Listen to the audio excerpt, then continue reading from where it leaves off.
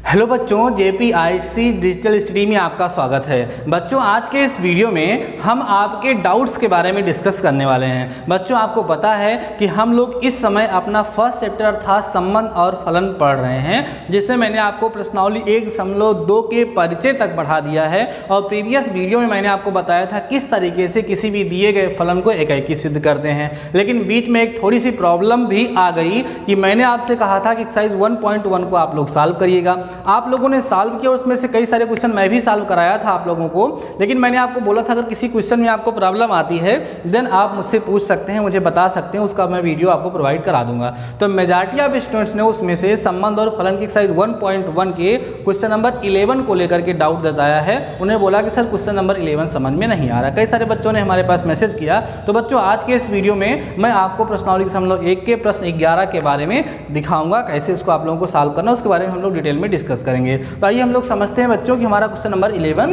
क्या है। बच्चों, यहाँ बोल रहा है कि सिद्ध कीजिए कि किसी समतल में स्थित बिंदुओं के समुच्चय में r = p, q such that बिंदु P मूल बिंदु से दूरी, ध्यान दीजिए, बिंदु P की मूल बिंदु से दूरी बिंदु Q की मूल बिंदु से दूरी के समान है। मैंने स्टार्टिंग में भी आप लोगों को बता दिया है, जहां समान शब्द आया, जहां बराबर शब्द आया, वो स्वातुल्य, सम्मित और संक्रामक तीनों हो जाएगा, अर्थात तुल्यता हो जाएगा।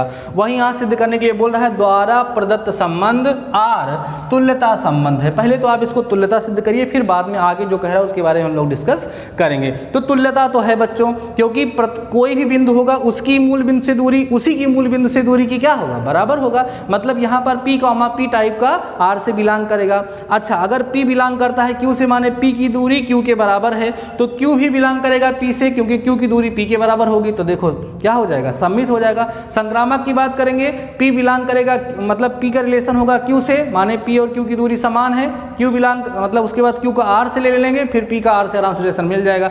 तो स्वातुल्य, सममित और संक्रामक तीनों आप लोगों को प्राप्त हो जाएगा। इससे यह सिद्ध हो जाएगा बच्चों कि दिया गया जो संबंध है वह स्वातुल्य भी है, सममित भी है और बच्चों क्या है, संक्रामक भी है। इससे सिद्ध हो जाएगा कि दिया गया संबंध क्या है, तुल्यता है। तो आइए इसको हम लोग लिख के करते हैं। कैसे हम लोग करेंगे बच्चों, सबसे पहले आप लोग ऐसे लिखा करिए स्वातुल्य, अपनी लैंग्वेज का यूज करेंगे, कोई दिक्कत नहीं होगी। स्वातुल्य का यूज करिए। आप कहेंगे चूंकि, आप सिंपल से बोलिए P, P belongs to R, ठीक है। आप कहेंगे क्योंकि, कारण दे देना, क्योंकि P की मूल बिंदु से दूरी, ध्यान देना बच्चों, P की मूल बिंदु से दूरी समान होगी। समान होगी, किसके समान होगी, मूल बिंदु से दूरी P की दूरी लिख दीजिए, P की दूरी के समान होगी और अच्छा हो जाएगा, ठीक है। मतलब P, P है, इसका मतलब P की दूरी P के समान होनी चाहिए, क्योंकि आप लिख देंगे P की मूल बिंदु से दूरी P की दूरी के समान होगी, ठीक है। P ही एक ही चीज़ है तो समान होगा ही ना। जैसे मान लीजिए यहाँ पे आपने सिस्टम बना लिया, कर सिस्टम, यहाँ पे कोई पॉइंट हो गया, अब P की बात, इसकी दूरी हमेशा मूल बिंदु से समान होगी ही आपस में। जैसे और कोई बिंदु मान लो Q ले लिए, तो इसकी दूरी यहाँ से देखें हम, तब ये आपस में समान होगी, ठीक है। तो इस तरीके से हमारा दिया गया संबंध जो होगा बच्चों क्या हो जाएगा, स्वातुल्य हो जाएगा। आप कह सकते हैं बच्चों यहाँ पर क्या, अर्थात R एक स्वातुल्य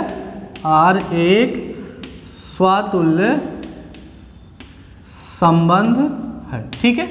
R एक क्या है बच्चों, स्वातुल्य संबंध है। बात समझ में आ गई। अच्छा, अब हम बात करेंगे बच्चों किसकी, सममित की, सममित की, ठीक है। आप यहाँ बोलिएगा, आप कहेंगे P, Q belongs to R implies that Q, P also belongs to R। P, Q अगर बच्चों बिलोंग करेगा R से, तो ये इम्प्लाई करता है Q, P भी बिलोंग करेगा R से, ठीक है।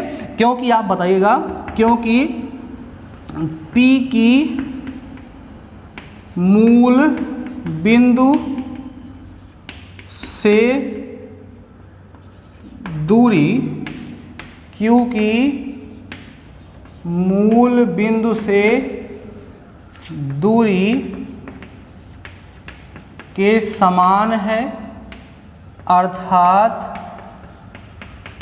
Q की मूल बिंदु से दूरी P की दूरी के समान होगा। मतलब समझ में आया?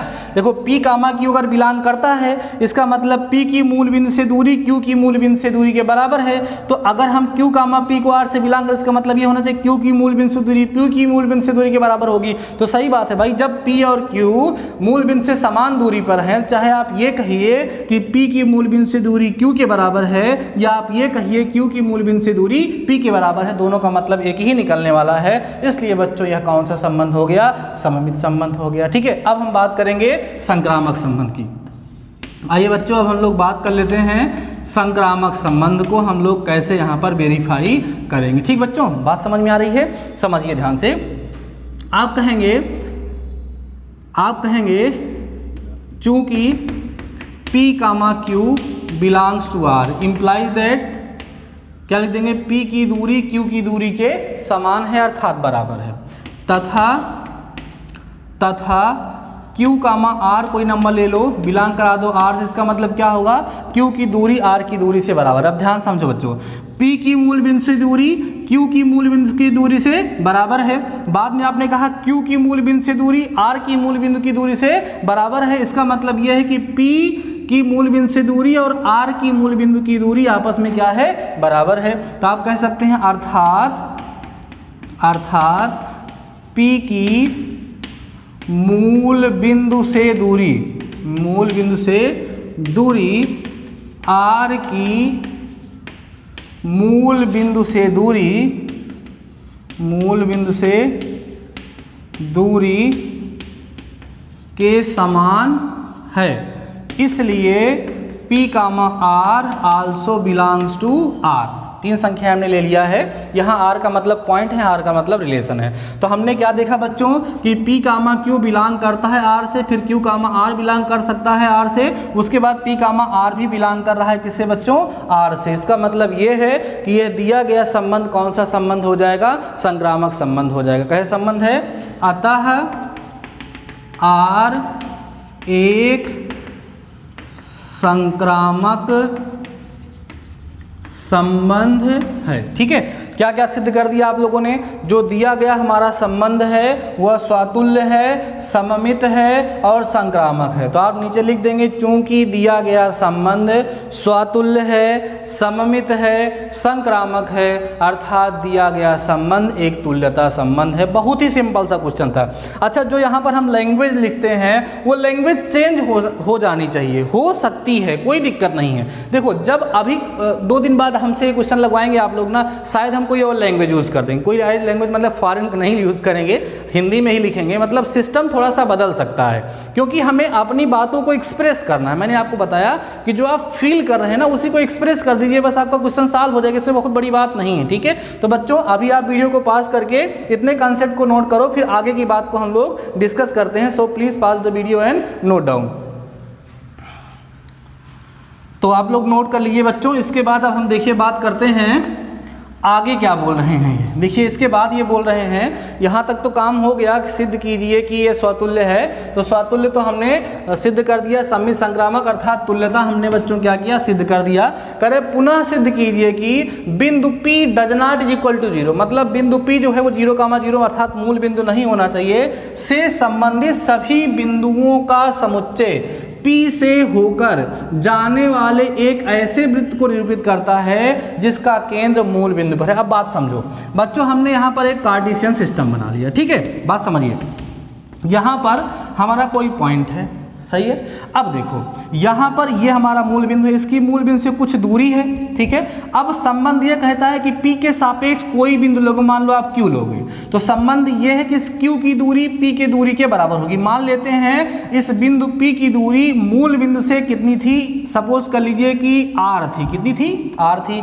अब संबंध ये है कि अगर आपने कोई पॉइंट Q इस क्वेश्चन के लिए लिया है तो यह Q जो होगा उतना ही दूर मूल बिंदु से होगा जितना P है, अर्थात ये दूरी जो होगी बच्चों वो भी क्या होगी, R होगी।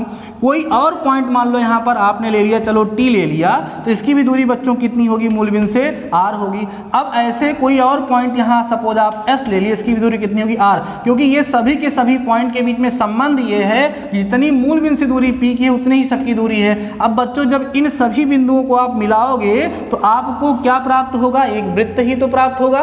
तो वृत्त क्या होगा, हमें एक वृत्त प्राप्त होगा। वह वृत्त जो होगा उसकी जो त्रिज्या होगी वो एक अचर होगी जिसको हम R से दिखा सकते हैं और मूल बिंदु को 0 से दिखा सकते हैं। क्लास 11 में आप लोगों ने पढ़ा था वृत्त का समीकरण क्या होता था बच्चों, x माइनस एच का whole square plus y minus k का whole square equal to R square. अब देखो h कामा के जो है 0,0 हो जाएगा तो 0 और प्लस यहाँ कितना y minus 0 equal to R square. तो देखो x square plus y square equal to बच्चों आपको कितना मिल गया, R स्क्वायर मिल गया, जो किसको दिखाता है, एक वृत्त को ही तो प्रदर्शित करता है।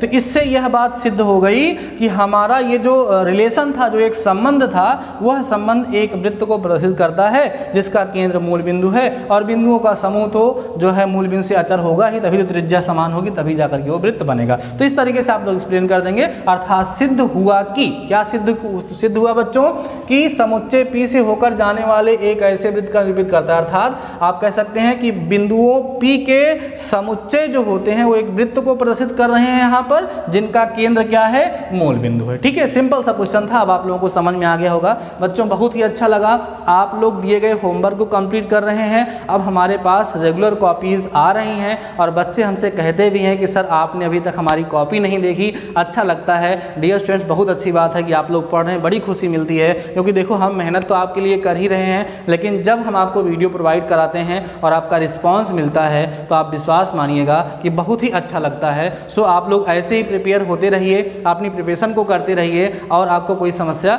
नहीं होगी। बच्चों देखो, जैसे आपने कहा एक्सरसाइज 1.1 का हमें क्वेश्चन नंबर 11 नहीं समझ में आया, मैंने यहाँ पर समझा दिया। ऐसे ही प्रत्येक एक्सरसाइज के सारे क्वेश्चन हम आपको नहीं सॉल्व करा पाएंगे, वो आप समझ सकते हैं, क्योंकि सारे क्वेश्चन अगर हम लोग सॉल्व करेंगे तो उसमें दो प्रकार की समस्याएं उत्पन्न हो सकती है। नंबर पहली बच्चों जो प्रॉब्लम आएगी वो ये आएगी कि आप प्रैक्टिस कहाँ से करेंगे। दूसरी प्रॉब्लम बच्चों ये आएगी कि हो सकता है कि आपका टाइम काफ़ी ज़्यादा वेस्ट हो, उसमें सारे क्वेश्चन हम एक तरह से लगाएंगे तो बहुत ज़्यादा समय लगेगा, तो टाइम भी वेस्ट होगा। इसलिए मैं आपको कंसेप्ट समझा दूंगा और हर कंसेप्ट की बेसिस पे एक एक क्वेश्चन आपको करा दूंगा, फिर आप लोग उसको सॉल्व करेंगे। जो क्वेश्चन नहीं आएंगे ऐसे ही आप लोग पूछ लेंगे डाउट सेशन में, उसको हम आपको डिस्कस करके समझा देंगे और आपको कोई समस्या नहीं होगी। कभी कभी कहीं न कहीं बच्चों माइंड में ये भी बात एक चल रही है, कल मेरे पास भी एक छोटा सा मैसेज इधर भागते हुए आया था, उसमें बताया जा रहा था कि शायद यूपी बोर्ड का कुछ सिलेबस रिड्यूस होने वाला है। तो कई सारे बच्चे इसके बारे में भी सोच रहे हैं कि जब सिलेबस वगैरह नया वाला आ जाएगा तब हम पढ़ना शुरू करेंगे। तो बच्चों आप क्लास 12th में हैं, आगे चल के आपको अपनी प्रिपरेशन करनी है, अभी आप पढ़ते रहिए। जो सिलेबस में से रिड्यूस हो जाएगा हम आपको बताएंगे। जितना टॉपिक अभी आप पढ़ रहे हैं ना, इसको रिड्यूस होने का कोई चांस नहीं है, इसको आप लोग पढ़ते रहिए और घर पे तैयारी करते रहिए। ठीक है बच्चों, तो शानदार रहिए, मस्त रहिए, पढ़ते भी रहिए। मिलते हैं नेक्स्ट वीडियो के साथ, तब तक अपना ख्याल रखिए।